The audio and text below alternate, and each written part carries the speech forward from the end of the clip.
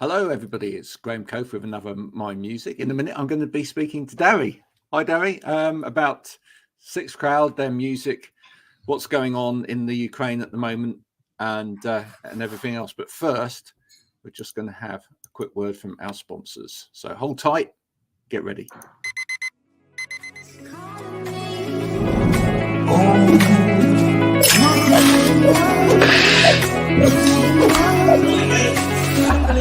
I need to get going, mate. I'll see you later.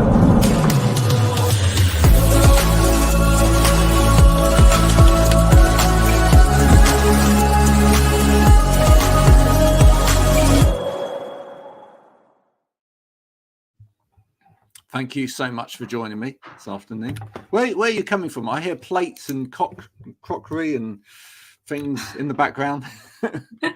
Thank you for having me. Well, I'm right now in Ireland. I went here to spend my vacation before the war happened, and then then I'm just here because I cannot go home right now. No. And where is home for you? My home now is Kiev, Ukraine. Originally, I'm from Eastern Ukraine, the part that you might know as Donbass. I grew up there, but I moved to Kiev like 15 years ago, and now my home is Kiev. Yeah. Are you in touch with?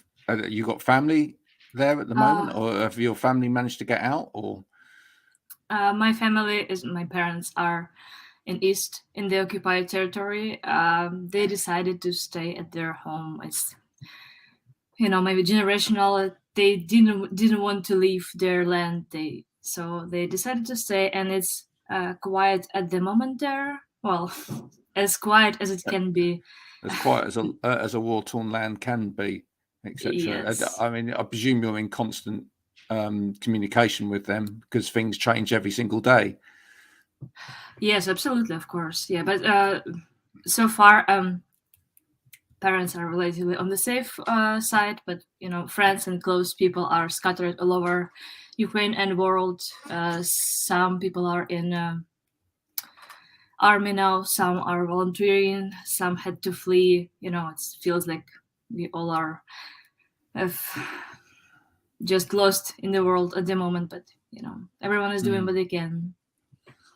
Why are you in Ireland, may I ask? What took you to Ireland? Truly just beauty of the country. Right. I've been here recently, and I didn't know the war is going to happen, so I came here to spend a month here to work. I brought my music with me.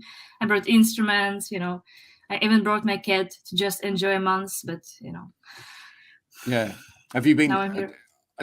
Obviously, we'll come back to the Ukraine and the music in a minute. But have you always been inspired by Irish music in your life? I wouldn't say. I just like the nature, and people are here super nice. And I was surprised when I first came. I didn't expect anything, but I was touched. And the second time I came just because I knew I'm gonna love it. Oh no, that's great. So, how long have you been doing music? I'm trying to count right now. Like, I started as a musician in general in 2010, so it's like 12 years. But my solo project, the one which is Sixth Crowd, it started in 2018, so it's like 3 years. Third year now. 3 years. And did you grow up surrounded by music? Were your mother and father musicians at all, or no musical? No. No. So, the only musical person in my family was my grandmother, but she didn't play anything, but she sang a lot, like all the time. When I was a kid, I was surrounded by my grandmother's skin, and I asked my parents to put me to the music school, but they didn't. So I had to learn all the stuff when I grew up on my own. So Can I ask, music in the Ukraine, is it an important part of the Ukrainian culture? Music, it seems to be what we've seen on the TV in terms of some of the most hopeful moments in amongst what seems to be hopeless have been these moments of people reaching out through music from the Ukraine. Where there was a band that I saw that were broadcasting live from a bunker somewhere in the Ukraine, and then I think we were all touched on the TV the other night when we were watching. Anyone that was watching Comic Relief, I don't know whether you saw any of that, but there was a little girl who sung in your language, Frozen, in front of everybody. I mean, that was truly moving. But obviously, music seems to be, a very important part of the Ukrainian culture. Yeah, absolutely. I mean, I'm surprised. Is it not everywhere like this? It feels like music is the thing that gets us through the light times and dark times. I mean, like, I do remember being in Kiev at times at Maidan, our revolution, and people would just sing standing just to, it's cold and sometimes it's desperate and you need something to keep you up, and music is actually the thing. And right now a lot of our musicians, surprisingly, went to army. Like, I personally know several people who are like, they're singers, they're not fighters, but they decided to help somehow.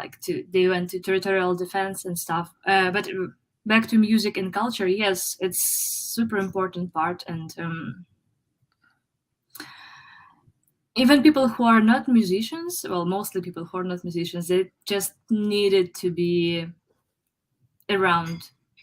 I would say, yeah, music is probably, well, maybe I am biased because it feels for me it's the most important, but I'm connected to it, so yes. I mean, when you say, isn't it like this everywhere? I mean, I assumed it might be, but at the same time, you don't want to assume, if you see what I mean. You don't want to necessarily assume that, a place where you've never been, and I've never been to the Ukraine, that the culture there is the same, and that the way that people feel about music is the same. I mean, that it's always lovely to hear it, that music transcends, culture, people, places, whatever, and it's the same wherever you are in the world in a way. So I mean, that's always wonderful to hear. What is traditional Ukrainian music like? This is an interesting question, because it's been oppressed for a long time, actually. And if you asked me the same question like 4 years ago, I would probably say, it's something, not really exciting. We had like some songs, but they weren't really standing out. But right now, I know it's not really true. Well, the thing is, let me go a little bit back in history. When Ukraine got into Soviet Union, Soviets needed to sort of make an average culture, so like they did not want to Ukraine or any other country in the Union to stand out with their, history, because songs contain a lot of history. Right. So, I'm sorry, it was my Siri. So, what they did, they installed like choirs in every tiny part of country. Like every village would have choir where people have to, not have, but they can go to sing. And it sounds lovely, right? It sounds like they wanted to develop the culture. But the thing is, they were slightly changing music all the time. Like you come to sing and you're coming to sing your grandmother's song, but you will be told that you should slightly change it and sing it on this manner. So over the, decades, by the end of the Soviet Union, Ukrainian music sounded like any other Slavic generic music. They just tried to, to make it not interesting. But only after 2014, when our revolution happened, we kind of decided to pay attention to, like, is it true? What is our music actually? Is it really the same as Russian? It can't be. So, there appeared a lot of folkloristic expedition. People went to deep rural villages to find, old babushkas and didushkas who can sing like old songs before Soviets came. Oh, that's amazing. Yeah, and this is how we actually now have the libraries. Like, they really did amazing work, and we have libraries from different songs from different regions. And now we know that, people in Western Ukraine sing in one way, people in Eastern sing in different way, and they're like both similar, but different flowers. And it translates nice into modern culture, because we have a lot of like pop culture in the Ukraine refers a lot to folk now, but it's not. They don't just try to re-sing it. They take some flowers, some words, some instruments, and put it into the modern music, which is relevant to people. So people are beginning to sort of touch on those traditional, maybe themes or words or whatever that were there all those years ago, to try and keep it alive and put it into a more modern format. That's amazing. That's wonderful. You mentioned Babushka. I mean, obviously a lot of people, the only time they've ever heard that word was when Kate Bush sang it. Just explain to people what a Babushka is. Sure.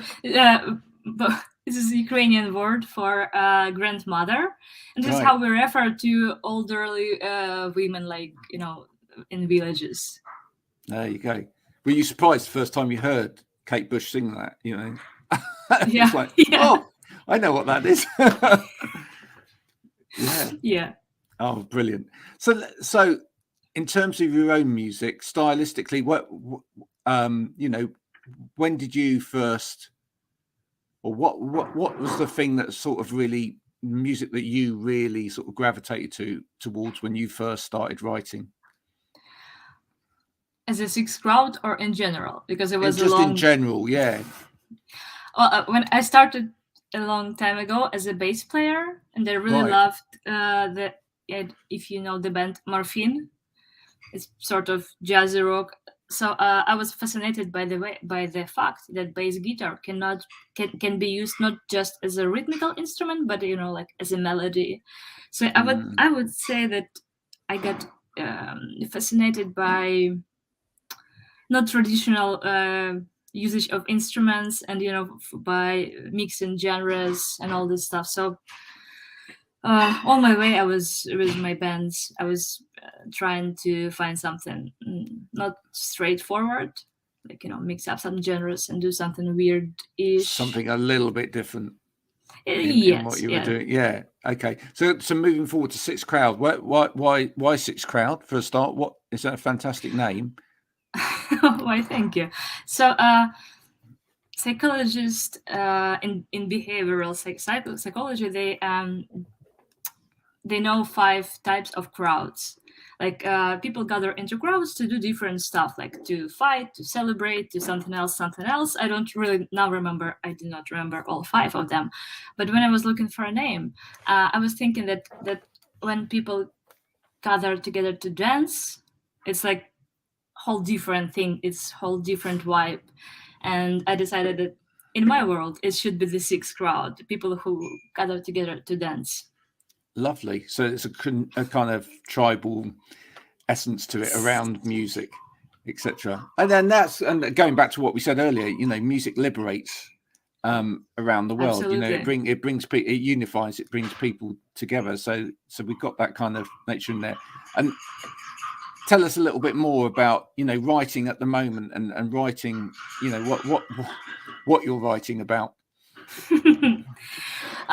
Well, right at the moment when the war started, I was trying to make my input into that connection between dance music and folk music, because at some moment in my research and being fascinated by folk music, I understood that modern dance music and the folk music have a lot of common, in terms that one is mainly about rhythm and another is mainly about voice, and those two are the first instruments we had ever as a species.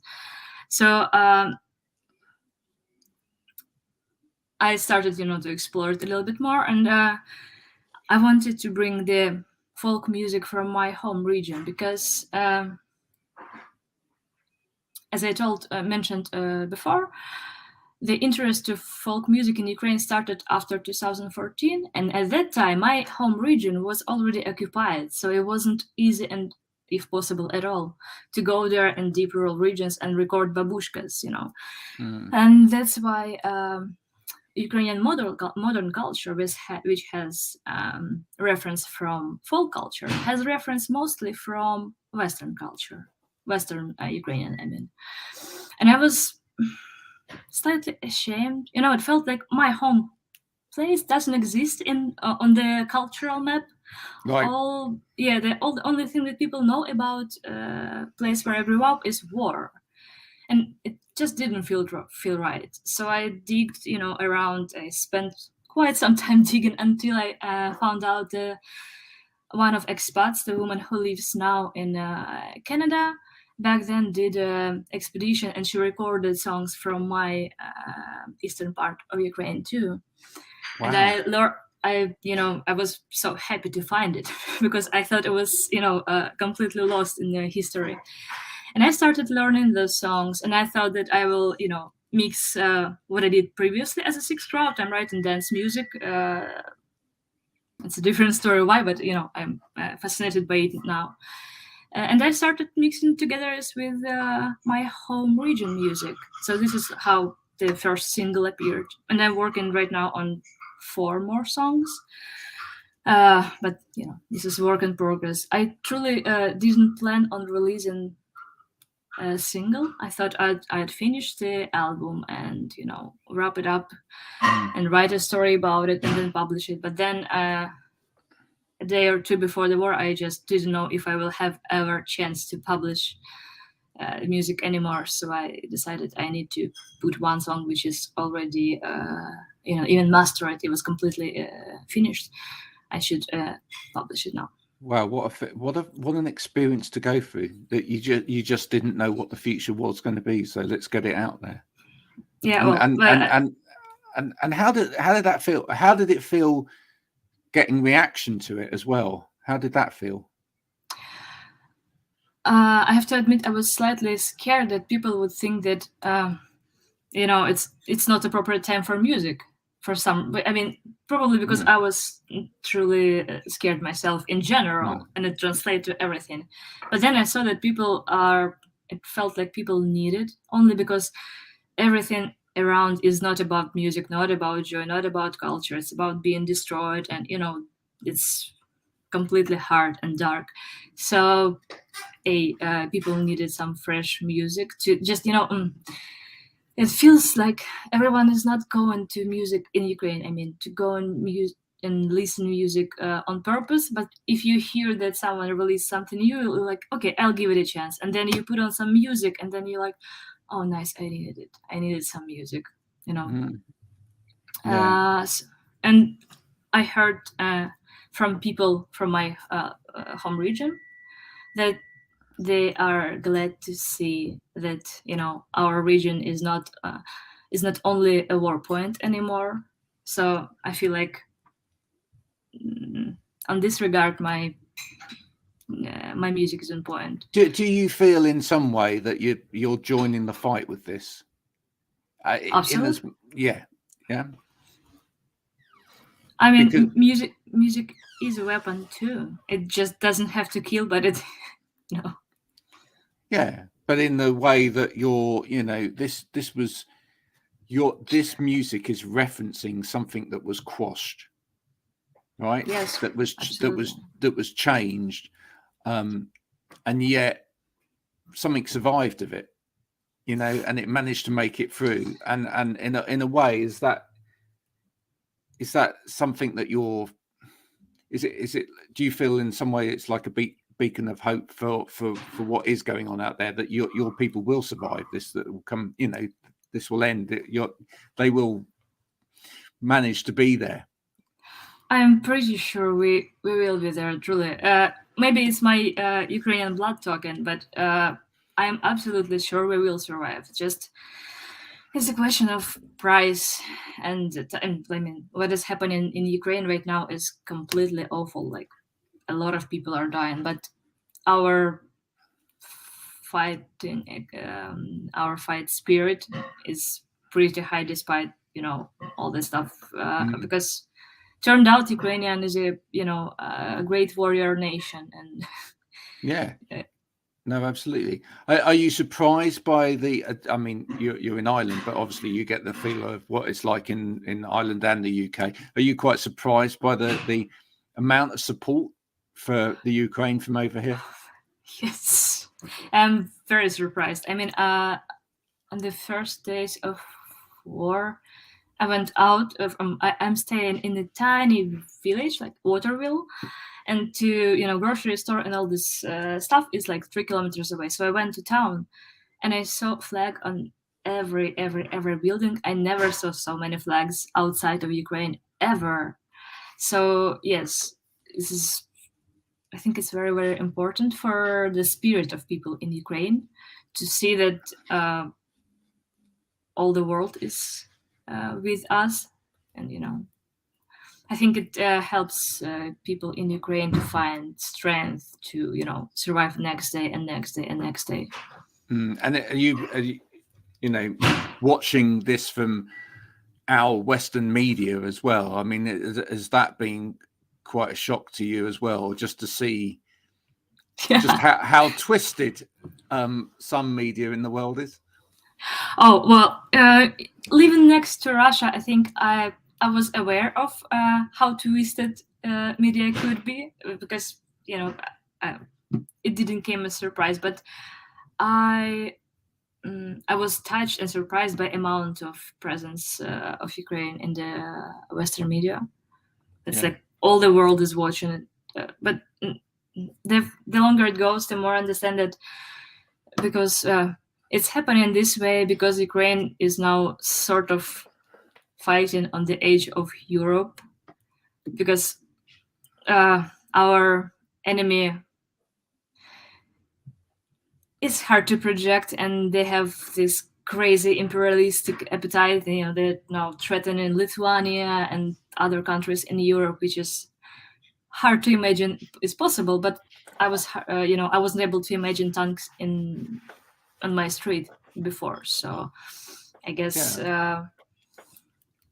Well, I don't think any of us can really fully appreciate what it must be like to be in the Ukraine at the moment, and just what the suffering is like over there. I mean, I think we can all feel scared. I think everybody has felt scared over the last few weeks, and we're all worried with what's happening in terms of how far this will go.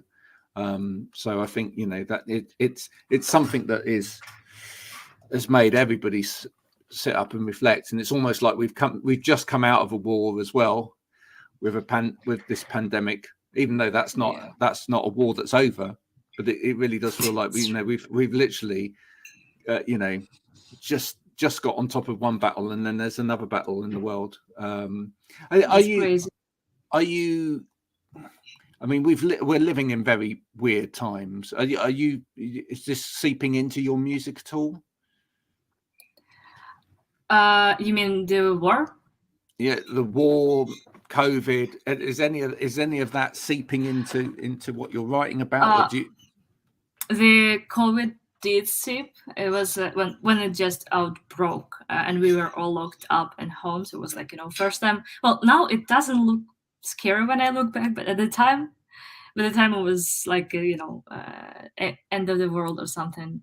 So I was writing some techno at the moment, and it was like pretty much dark, and all the lyrics there was not a lot of lyrics, but all of us reflecting my current state.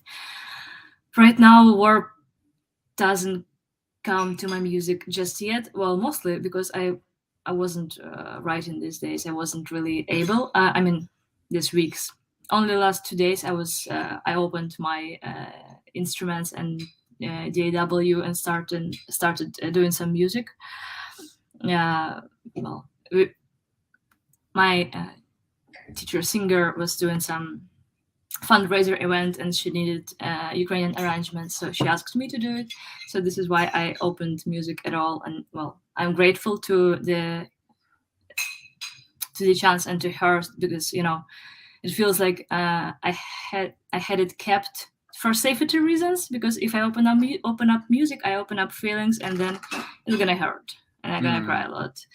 But now I had to open it up, and I hope that next days I'm gonna go back to writing music, because this is my weapon in this war. Absolutely. Now, where can people get this music?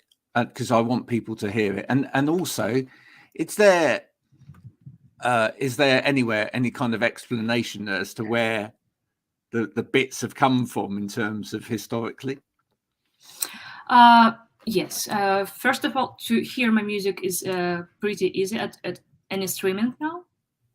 Like Spotify, Apple Music, everywhere, and you can purchase it on my Bandcamp page. Do that, everyone. Spend some money, please. And I sent all the profits from this last single to Ukrainian humanitarian center. Brilliant. And yeah, the Bandcamp page and SoundCloud page has a little bit of explanation about this last song, the Sokolonko. This is the harvest song from my home region. Well, the lyrics are from Harvest Song, but obviously I reimagined it musically. So how old are those lyrics then?